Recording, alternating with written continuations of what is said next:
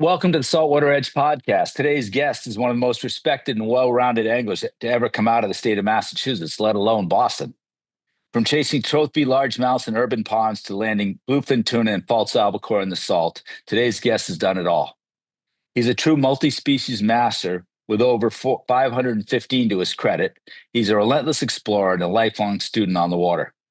His passion for fishing started at a young age. Over the years, he's turned that passion into a career, working in the fishing industry, guiding, content creator, and inspiring anglers across New England and beyond.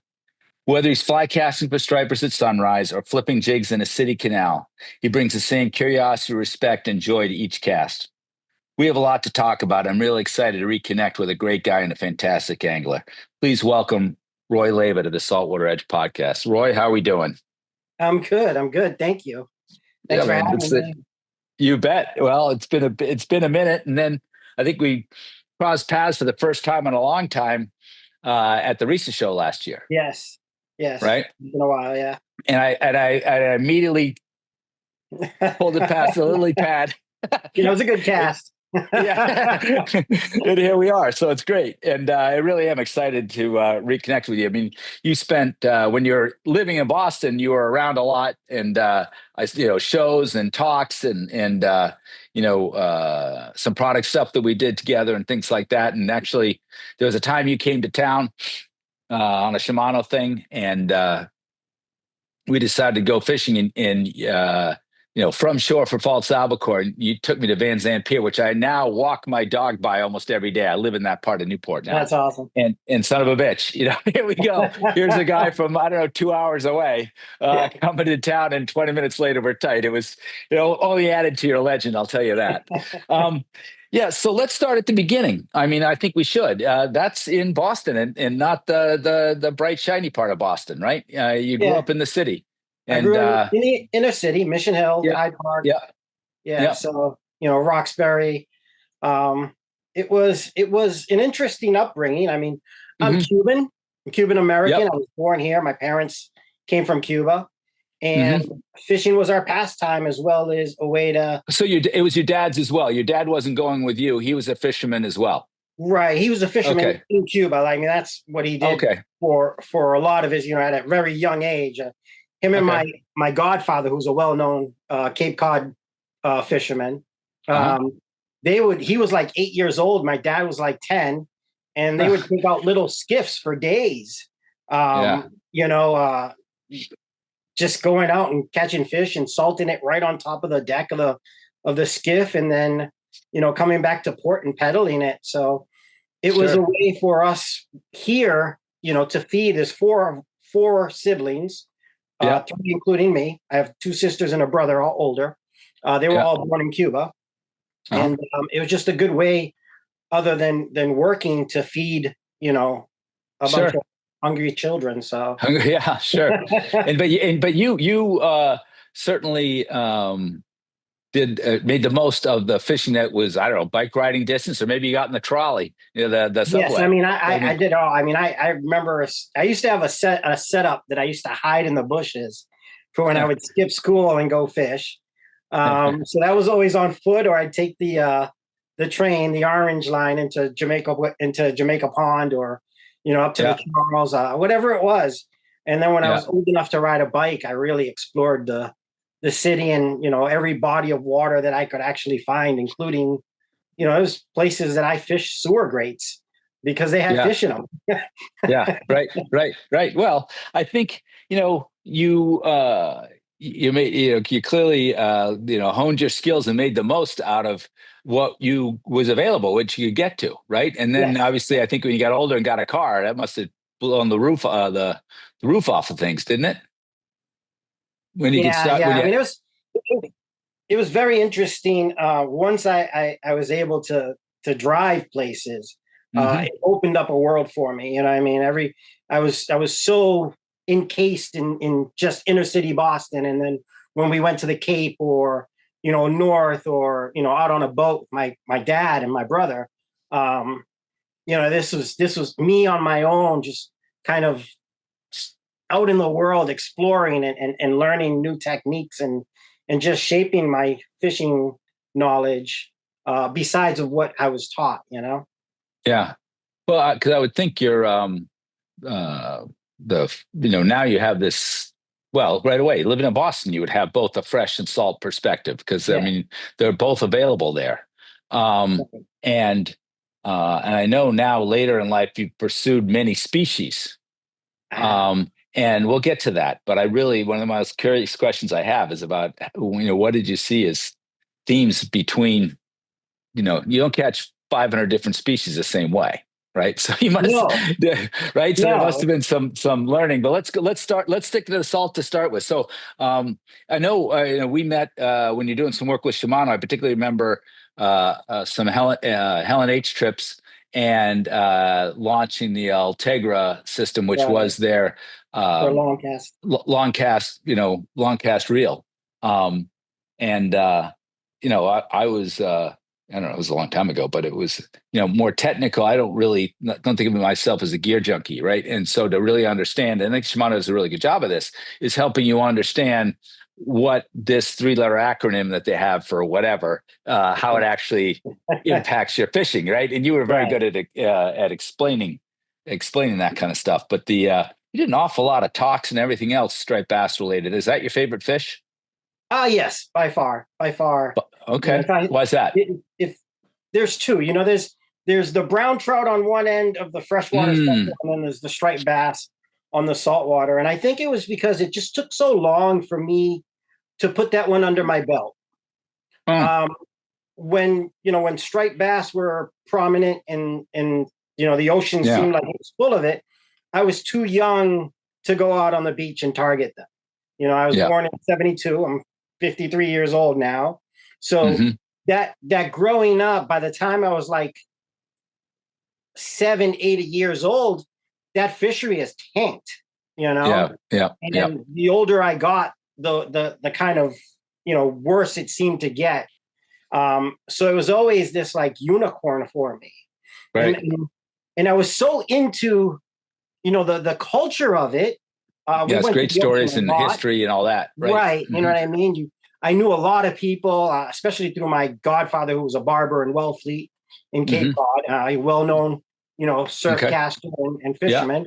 A lot of people knew him. And through him and his stories and my dad and everything else, it was just this like unicorn that just was not around. And we fished for bluefish. We caught, I caught weak fish at that age. Fluke from shore. I mean, there was just all this great fishery except for striped bass. And I think that your dad and your godfather got you all jacked up. They did. They really did. You know what I mean? Because it was, eating wise, my mom loves oily fish. Like she loves bluefish, mackerel, so on. The rest of my family can take it or leave it. But striped bass was really mild. You know what I mean? It was a pleasure to cook with because you could give it whatever flavor you want it to mold into it, right? It just had that white, very, chunky or flaky. Flaky, right word. So, it was, they talked about it like it was just this amazing thing. And as younger, I ate fish. I mean, I haven't put a piece of fish in my mouth in over 30 years now. I was about to call you on that because that's what I thought. You don't eat but fish. As a young child, I had no choice. I was like, eat your food or don't, and I think that's, part of it was just that it was just such these talks. They talked about how great that fishery was. And I mean, we fished every weekend. And then, when I first started driving, I fished every chance I got, and having the Cape so close, I went there a lot. And like I said, I mean, bluefish, huge pollock. We would catch huge pollock from the beach. We would go cod fishing off the beach. Fluke, squatee, the weak fish. That was all. It was all there except for a striped bass until the 19th. And the striped bass is such a linchpin to the whole fishing economy because you can catch it in that January, February, March if you want, but April to November, December, it's available boat, beach, bait, fly, surf, lures, right. You know what I mean? Kayak. It's I think, and it's sort of every man's fish. Yeah, The other ones you might not have, might need a boat, or might need a whole different set of tackle, or some other limitation. The striper just seems to be the one right. And that a I've lot of talked to people many connect with. people.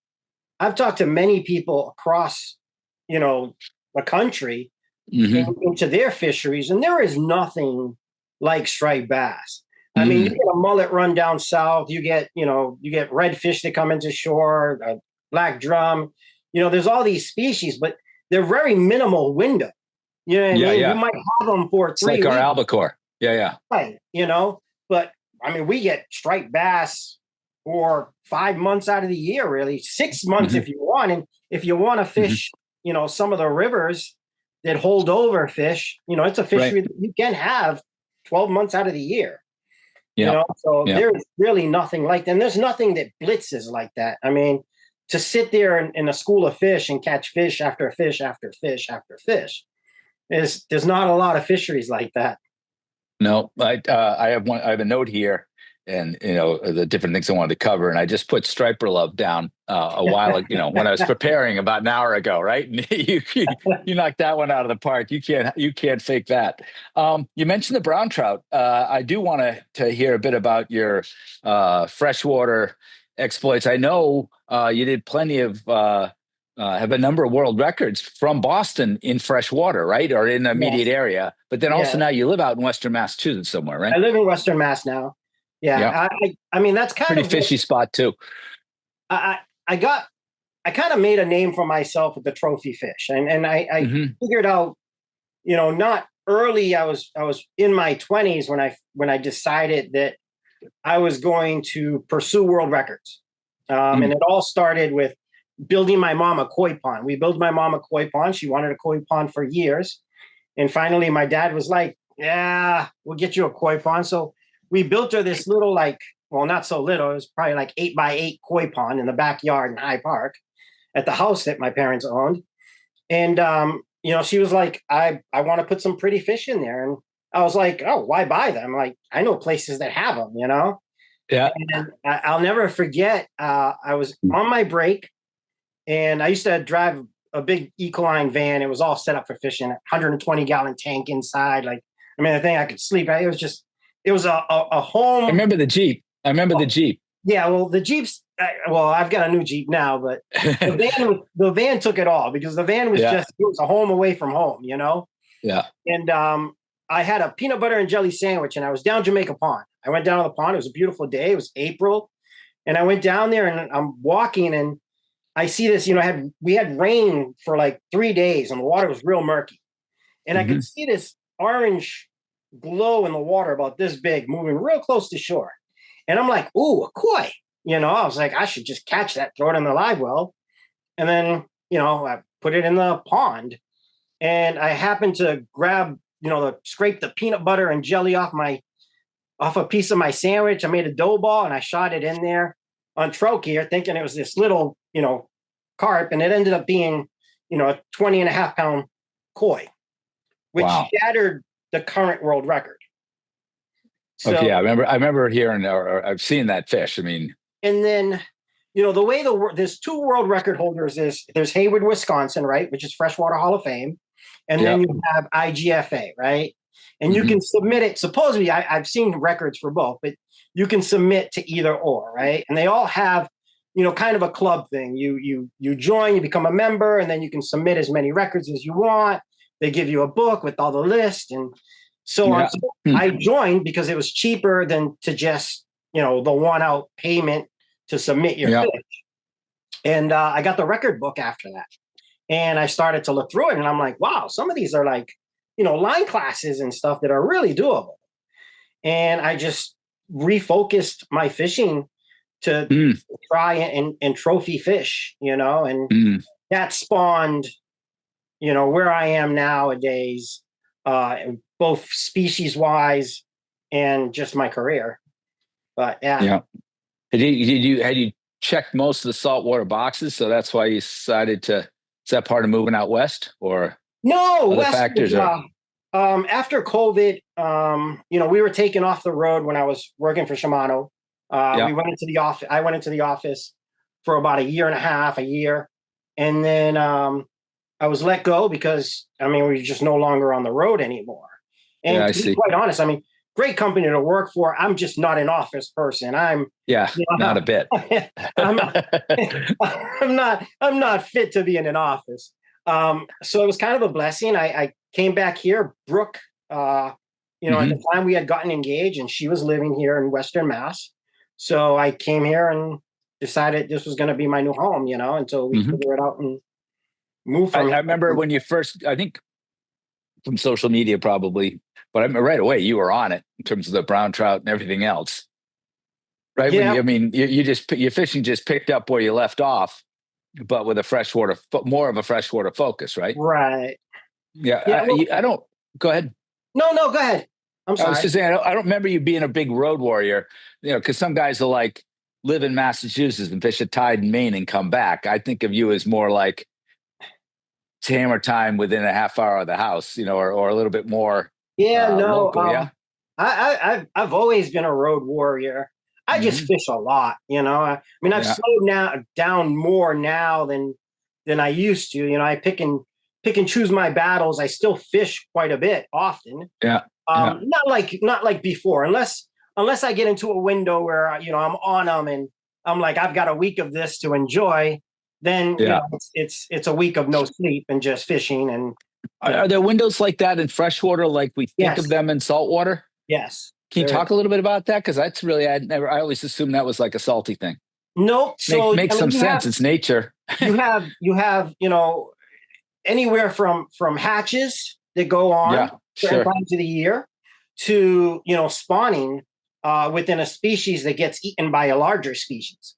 So those windows really open up, and probably that's been my biggest drive for species fishing, because that's how I ended up dissecting a lot of the body, a lot of the water that the ecosystem that I was fishing. So without jumping the gun to where you want to go. Yeah, go for it. Let's go. But I'm ready. It's all these windows, just like saltwater, you know what I mean? Sure. And it stems from, people usually ask me, what can I do to become a better fisherman? And I always say, always ask why.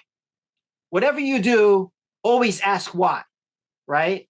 And I know we hear it a million times, log books or whatever you feel that helps you remember things.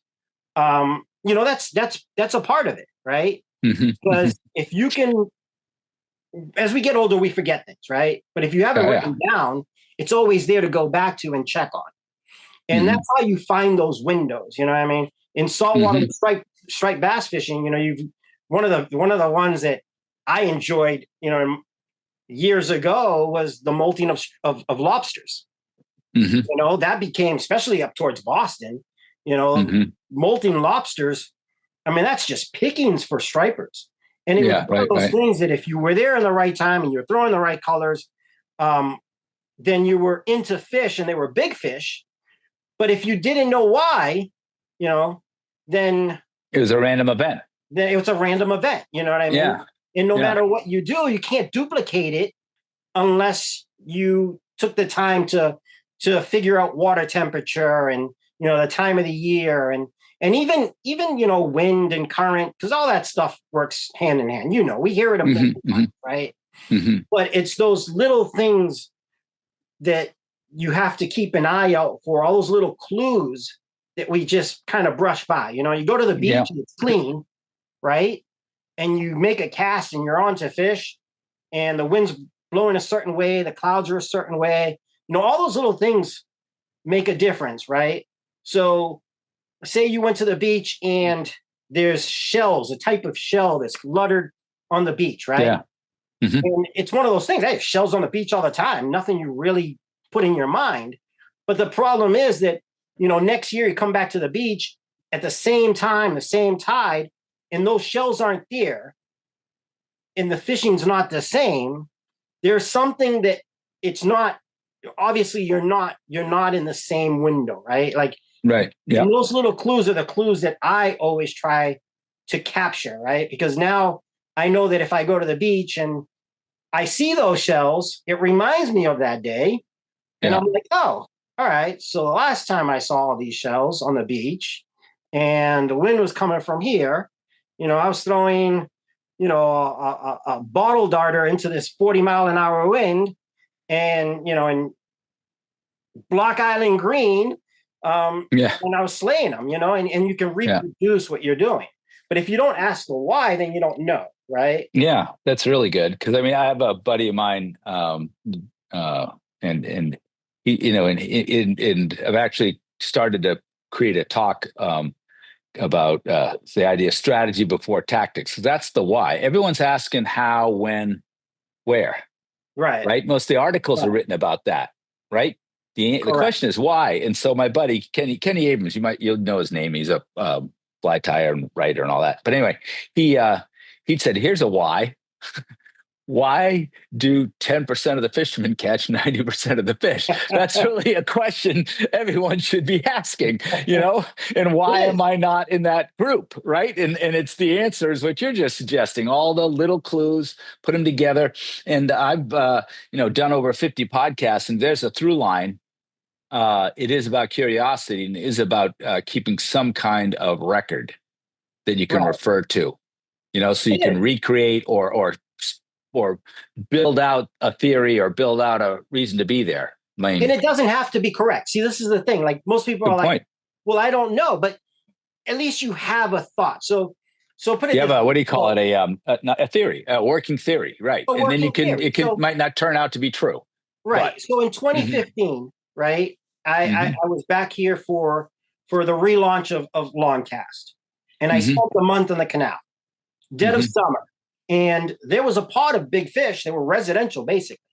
So they would go from point A to point B every day and during a certain time of the tide. And nobody really knew why they were there during that certain tide of the time, right? My theory was they would never leave.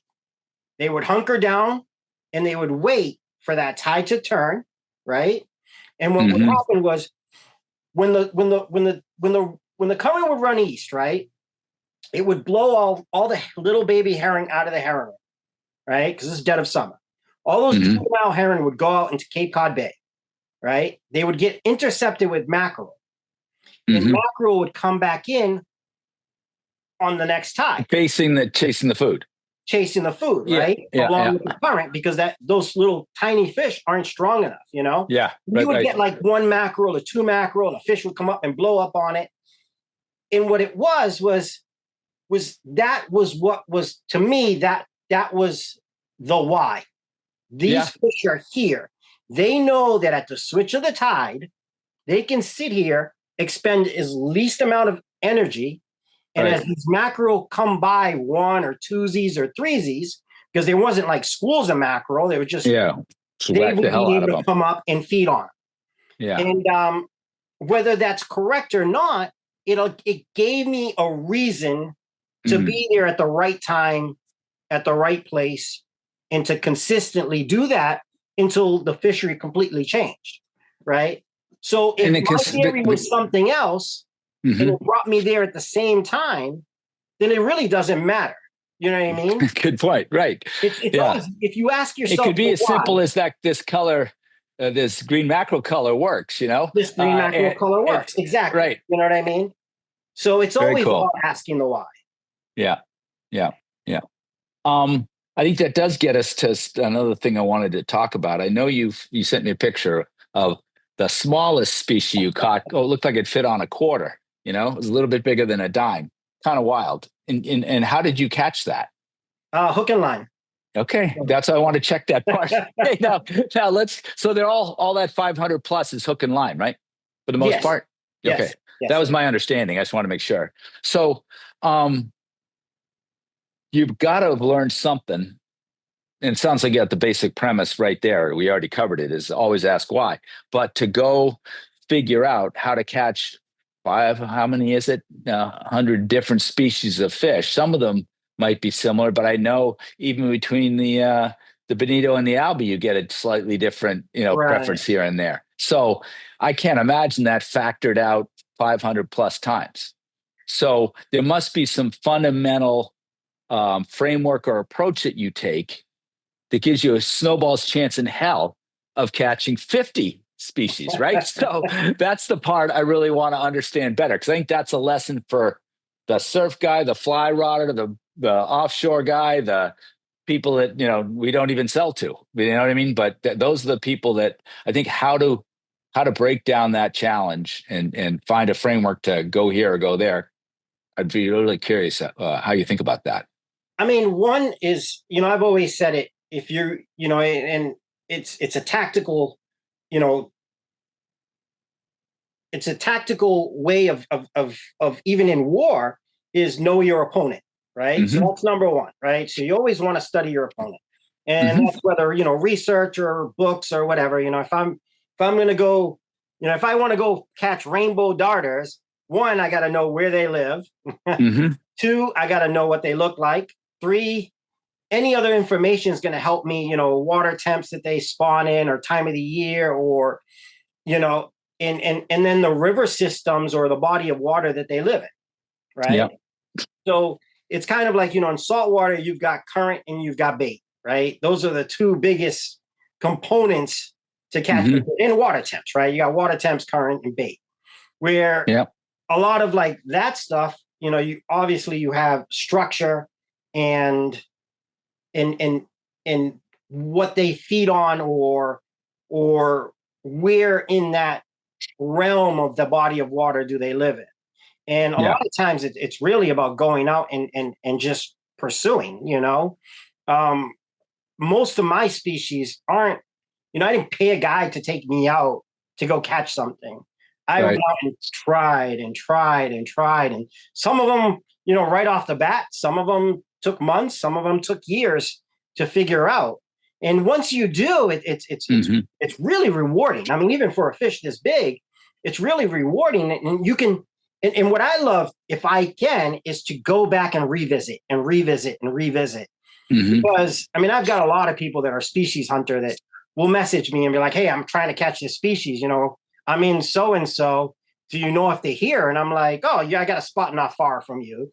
You know what I mean? Go there, fish this spot, and you'll get them, And they go and they message me back and they're like, that's awesome. Like, I caught them, because it can be recreated, right? And that's my thing. Like, I love the knowledge of catching something. And in order to get there, you really have to study the fishery, but you also have to study the ecosystem. You have to know how body of water works, how a river flows, how, certain fish will stick behind eddies or boulders or cuts, or, in the surf, the troughs, like, I mean, there's all these little places that certain fish use and some don't, and that comes from experience. It comes from really just getting out and doing it. Well, it's also, as you're saying this, I was thinking of two things. First, I do, fish a lot of saltwater, but damn, it's a big ocean, and you really have to break it down, and I think of it as edges. These different edges lead to, like a deer uses a path there. They create some roots, right? But then I look at a pond, man, and I am like, I don't even know, where to start. It barely ripples, you know what I mean? And then you get in a river, and I think a river might be, you correct me because you still got more experience than me on this, but at least the rivers go in the same direction every time, right? You know what I mean? It's not the tide, and then the pond's not doing a damn thing. So I think there are three very different worlds that you've operated in. Are there any, understanding the ecosystem? I heard that, understanding the quarry, or the what did you call it? The target. Are there other things that even help you approach that Structure. river, Structure. Ocean/pond? The one thing that they all have in common is structure, right? Yeah, they all have structure, and then food.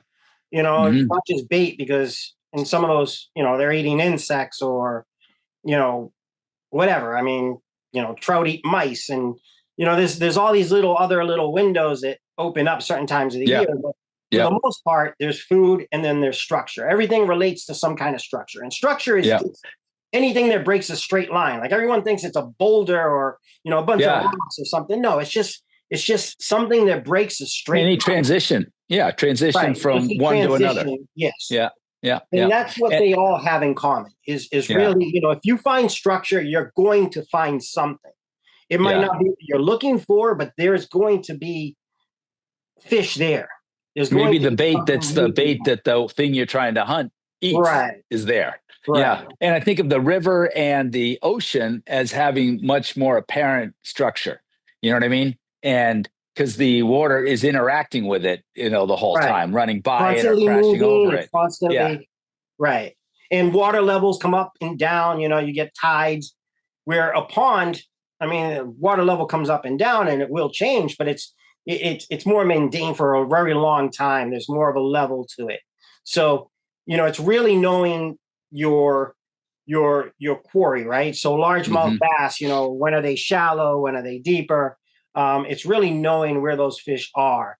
And I don't fish electronics. I'm just that was next question. Yeah. So I'm usually feel, you know what I mean? I do everything but feel and then finding fish in a certain body of water, in a water level, whether I'm up top or, subsurface or, 40 feet down or off the bottom, then that becomes a mental note. And then I go from there.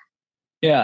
I think of, sometimes you see like silver sides on the fish finder kind of grouped up in the middle of the water column.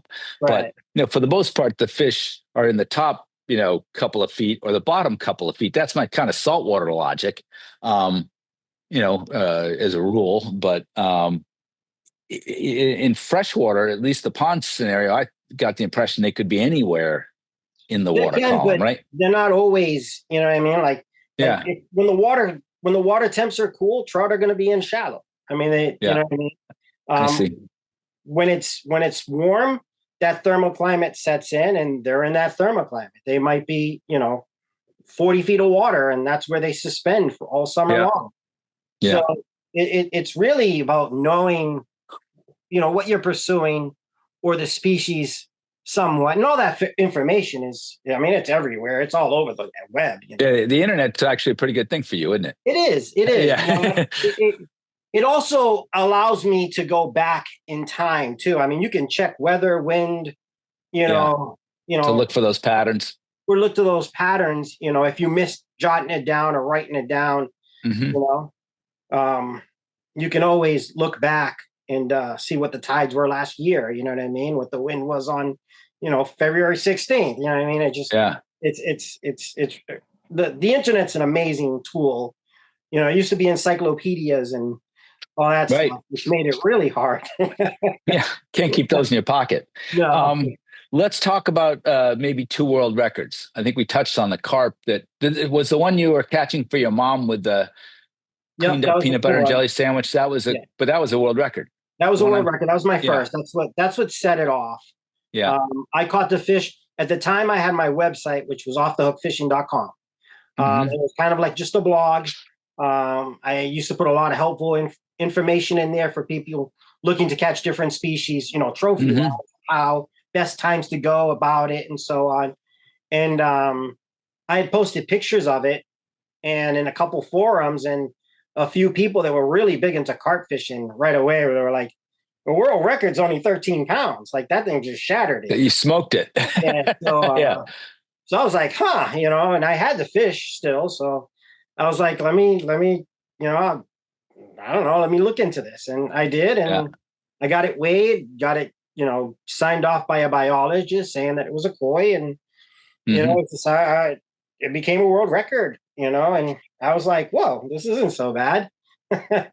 and there was a salmon too, a landlocked? Yes, landlocked salmon. Yeah. Can we hear that one? That was like in Massachusetts too, right? Yes, that was in Jamaica Pond, Boston. Come on. Yeah. I assume it was going to be Wachusett or something like that. Both of those came from Jamaica Pond, Boston, which is really, really wild. Yes. I mean, they all came from every world record I've had. So that landlocked, was that a stocked fish or years later? Fish. It was a stocked fish. It was of reach. So there was two. There's kind of like so they had brood stocks that they would retire, right? They would raise them, retire them into the ponds before they died, and people would be able to fish for them. But Sure. they also had salmon that they would catch from the ocean to milt and yeah. And those fish, sometimes they would take them and put them in a tank along with, the eggs or whatever. Yeah. And eventually sometimes those fish would get released. And that's what That's this fish was. This fish was a true Atlantic that had been landlocked in Jamaica. yeah. Not a Yeah. brown Wow. snake. Yeah. I saw that picture in the last day or two, and it was a bright fish, Yes. you know? It was beautiful. Yeah, it sure was, man. That's something else. Um, let's change gears here. I'm going to read a reminder to folks first, and then I'm going to ask a couple follow-up questions if I could. This podcast is brought to you by the Saltwater Edge. Go to saltwateredge.com to check for the latest in surf, fly, light tackle, and jigging gear. We have hundreds of 5-star reviews for our same-day shipping, advocacy for our fisheries, and our passionate crew of anglers. We're ready to answer your questions about tackle and tactics from bonefish to bluefin. Use the code all caps Roy to get free shipping on your next order. How's that, man? Nice. Order them up. I just made it on the fly there. It's like, I guess I'm the boss, so that's how it's going to be. Roy's going to have a coupon code. Changing gears here. I have to change my questions because you caught so many different species. You're not like a half a dozen species guy. So let me ask you this. Maybe I ask for two, off the top of your head, 2 lures or flies for saltwater and 2 for freshwater. I guess, and there's a big it depends in there. But if you look over the 500 plus species, is there any takeaways? And it doesn't have to be a brand. It could be, I want a swimmer that suspends. I don't know. I think that, across the board, there's two things that are, if you said to me, hey, I'm going to drop you off on an island that's got fresh water, and on the ocean. There's the question. Yes. You got 2 lures to live with for the rest of your life. What's it going to be? One's going to be a soft plastic of some type. Yep. The other one's going to be a jig. And sure. Those 2, I think, in fresh or salt water are always going to catch fish. Yeah. And you can put them together. You put them together. And you put them together, yeah. It's best of both worlds, right? Yeah. But I think that, those 2 things, you can pretty much cover so much ground as far as species and fish goes. It's just, you're changing the size of the jig and the size of the plastic, you know what I mean? Or the shape or the way you fish it. But, generally speaking, those 2 will catch you fish no matter where you go in the world. Yeah. No matter. Let me ask a follow-up question. When you say cover your bases, are you thinking of covering suggesting different bait fish, or are you saying you can create a bunch of different triggers, one of which is going to work? I just want to hear your definition of what covering your bases means. One, the trigger is always there, right? So, right. So soft plastics move very well through the water, especially when they're rigged either weedless or with a single hook, barely any weight. Yeah. They swim beautifully. They pretty much, 2 of the biggest, things that fish feed on are bait fish and squid. And that covers both of those, right? Yeah. And the same thing can be said for a jig.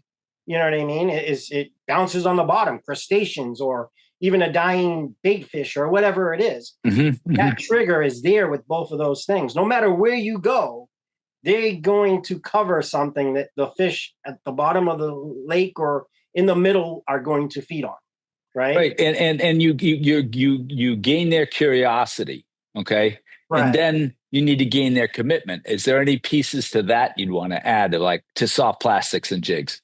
I think, it all depends. Like everything else, cadence is everything.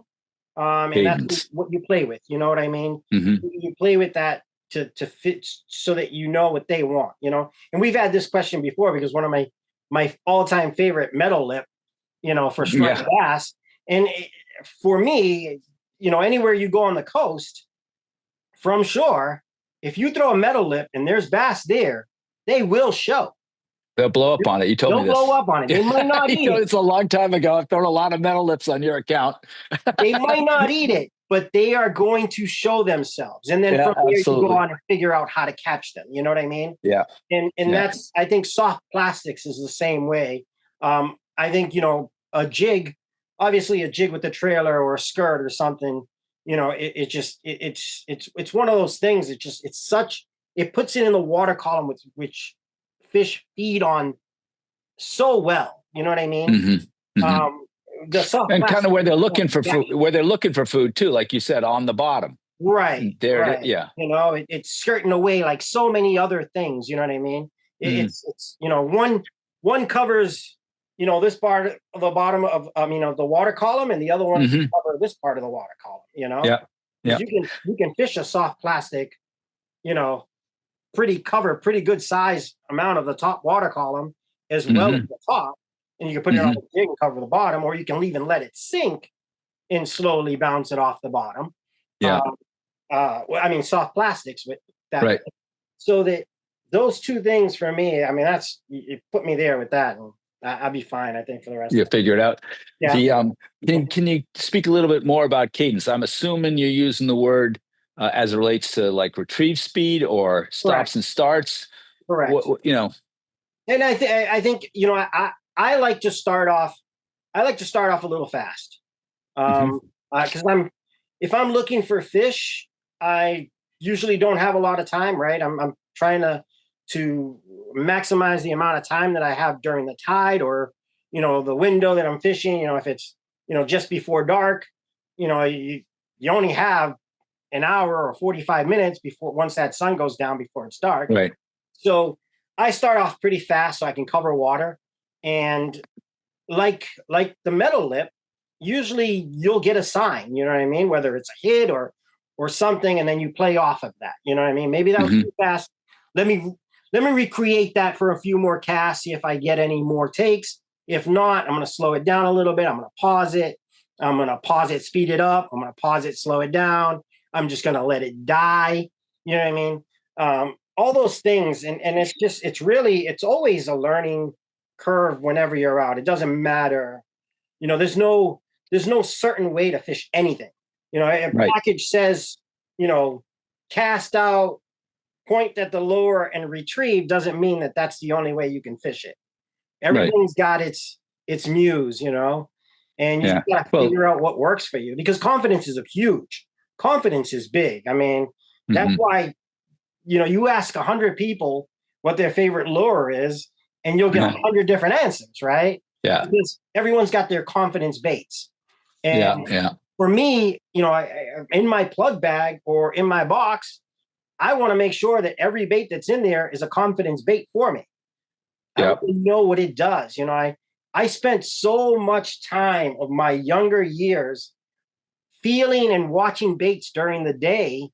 I wasn't a plug builder, but I wanted to see the swim and how it felt, so that at night in darkness, I could recreate what I'm seeing. You know what I mean? And sure. There's so many lures out there that people fish one way and one way only, because you look at that's what the package says. The package says so, right? And it's there's so many things that you can do. You know what I mean? Yeah. To alter it. You're not going to let yourself get boxed in by the box. You're going to do what you. Yeah. Excellent. Right. All right. Again, this is another. You're not as focused as many of the other people I have interviewed. But what are two resources you find most helpful? We certainly hit on the word study and the internet and understanding your quarry and your ecosystem. But what are two resources you're like, okay, I've got time tomorrow night, or tomorrow, whatever. What are some of the things you do in your planning? Or resources that you use to plan? Maps. I look at Google a lot, just to kind of get a layout. I'm also a big, whenever I walk onto a body of water, whether it's ocean or freshwater, the first thing I do is I am looking. It's almost like it happens, like a second nature, like it's just natural. I am looking at structure beyond what's there. Like in a flash of an eye, I walk out and I look up, and I've already pinpointed 4 or 5 places that I want to cast to. I've already visioned my fish there. And Hmm. I've envisioned where I'm going to land my fish. I've already envisioned where I'm going to release my fish. And I've envisioned where I'm going to hang my camera to get a picture because I'm my own camera guy. Yeah, All these things happen very natural for me. And it's just from training myself over the years, you know? And I think that sure. that's huge is always in your mind. Every cast you make is not just a cast, it's productive. You Should are have a going to catch purpose. fish on that cast. Whether you do or not, you have to always expect it because that's when you get caught off guard and your hand comes off the handle, or you're like, damn it, I wasn't paying attention. You start drifting off. It, You yeah, really have to make every cast count, you know, yeah, and have a purpose. and have a purpose. Right. I mean, but I do know me more than maybe your average guy. I kind of lose my focus, and it's the turning to. You're turning to, maybe give your buddy some shit, or take a quick swig of coffee, and that's when. I mean, and you think about it, lures and flies, certainly. It's the stall that sometimes Right. happens when you go like this to get and then put it back down, and that the lure or fly went like this.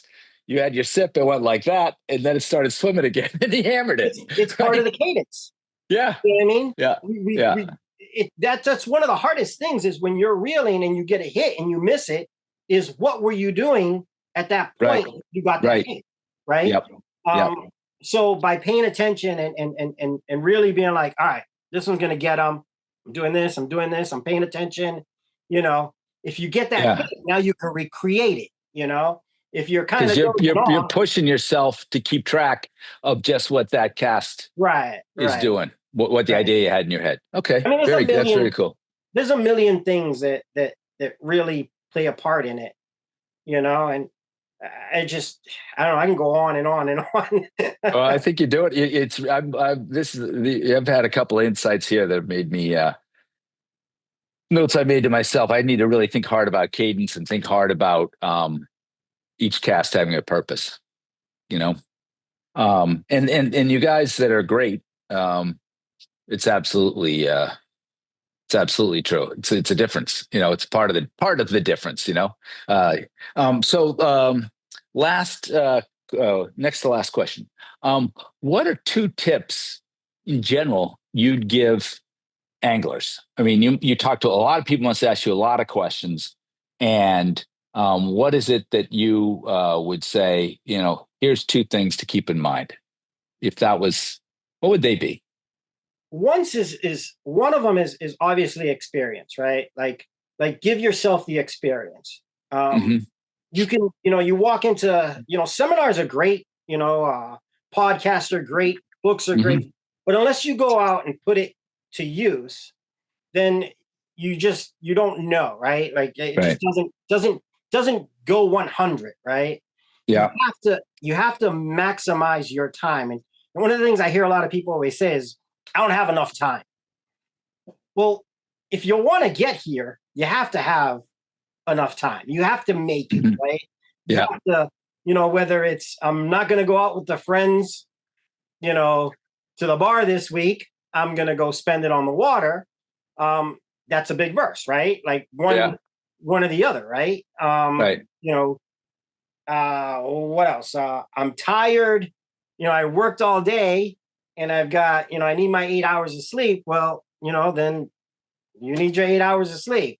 I'd rather go fish 4 and be tired the next day, and be tired the next day and weekend until I can, crash and get some rest. Just to have that experience, and you can do things like that by fishing closer to home, finding waters that are closer to experiment in, learn your local waters, or put in time on the beaches that you normally do fish, even if they are far away. Don't need fish to go find fish. Really, the worst days of fishing are the best days to learn. Yeah. You made me think of something. A lot of guys have said, really focus on a piece of water, and others have made the point, like, I'm going to make this happen within a half hour at home. Right. But the other thing I don't think you said, but you absolutely lived it, is diversify. You know what I mean? It's lakes, it's beaches, it's rivers. You know what I mean? And if you have 500 and whatever pieces of diversification, right? You know what I mean? And so that's a great way to you know build that knowledge. Is fish for what's literally there. And I know people are going to be like, whatever. But I mean, the skunk is really, I mean, what is that? You know what I mean? The skunk is only a skunk if I create it. Yeah. Right? If I say, hey, I'm going to go striped bass fishing and I don't catch any striped bass and I go home, that's a skunk, right? Yeah. But if I go out and I go striped bass fishing and I figure out, oh, the fluke are on today, right? Mm-hmm. And I target those fluke and I do well on those fluke, it's not a skunk. To me, that's not a skunk, right? It's not. It's learning. It's knowledge. The versatility of the knowledge that I have. Yeah. And you use it, right? So for me, whether it's microfishing, there's always something to catch. Always. Yeah. Right? Yeah. There's always a plan B. And even if there was a little creek and a tiny fish, you'd still go. I'd still go. Because I know that. I heard it in the video earlier today. I love that's fishing. A quote. Yeah. I love fishing. Like that's what I love to do. Right? I don't do it to feed anyone. It's not commercial.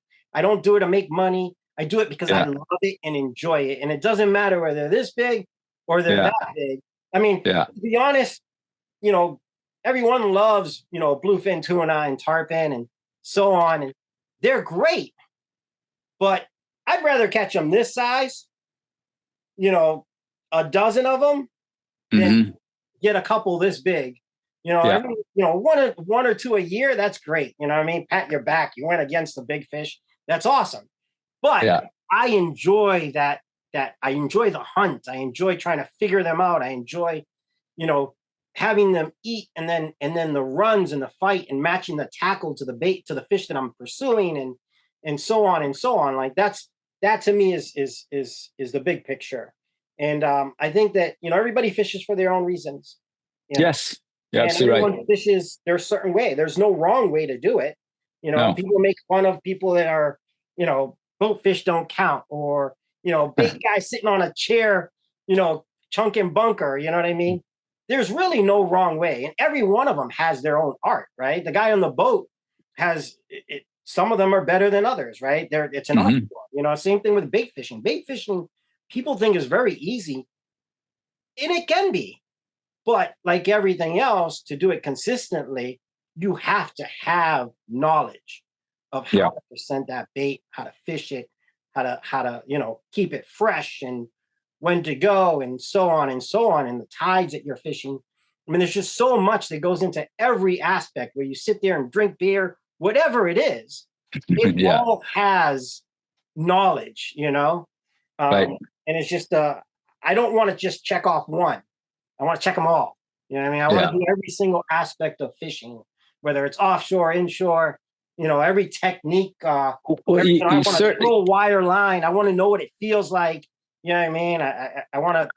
I love to do it all, just because, I love some more than others. I hate trolling, but I've done it because I want the experience. I want to be able to say, this is how you catch them trolling. You know what I mean?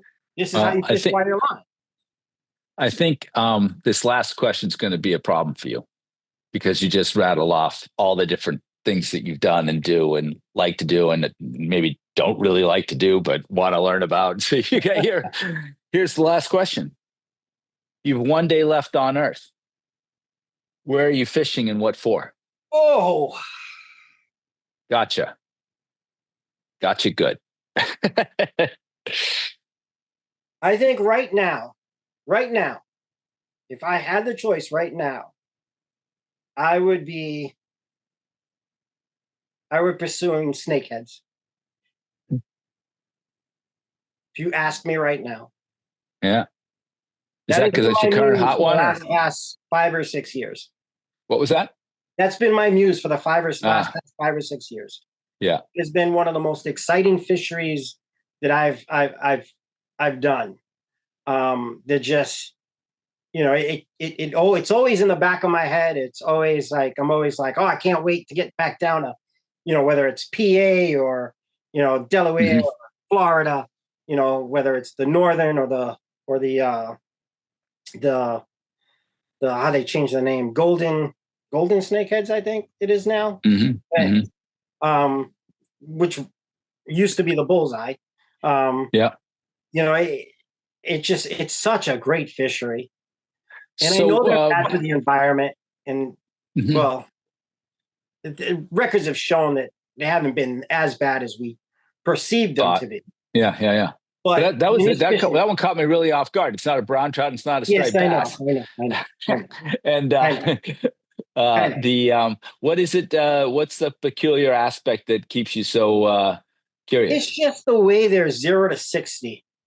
The closing speed. I've fished for Yeah, them. just The closing it's speed all on it top on when they. water.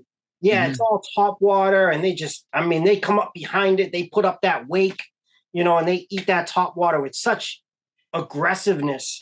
And then it's just, it's all out mayhem for them. You know what I mean? They Yeah. jump, they pull, they squirm like an eel. I mean, they kind of check off all the boxes, and visually, it's very exciting. It's very, Hmm. very exciting fishing. Um, and yeah, you can get that on a lot of other things, but it's like close quarter combat. Yeah. And you're looking at a fish that, you know, lives with its head pretty much against the shoreline, waiting for something to come off the shore. Yeah. And they just feed off vibrations, and it's amazing to watch something that looks like it's dead just erupt. Snap to life. Yeah. Yeah, snap to life. I think of the close combat. You were a boxer too, right? Used to be, Weren't yeah. you? Yeah, exactly. So there you go. But That yeah, I might mean, be it. it's like early season bluefish when they're floating Yeah. on top of the water like logs, and you Yeah. cast a fly at them and you start stripping, and they just take off from that Yeah. dormant, psychosis that they were For a in, smoke show. Yeah. and Yeah. they become, all of a sudden the water went from, 68 degrees to feeling like it was 90 for them. You know Yeah. what I mean? It's just so exciting. So yeah, that would probably be it. I thought I got you. You got me. I never would have guessed snakehead. Yeah, I know. It's different, but Yeah. yeah, I mean, I love striped bass. They're my favorite saltwater fish, and brown trout is probably my favorite freshwater fish. I will take, like I tell people all the time, put me in the ocean, and I love it. I love Yeah. the seawater, the sand under my feet. Tierra firme, as we call it in Spanish. I Mm. love shore fishing the beach,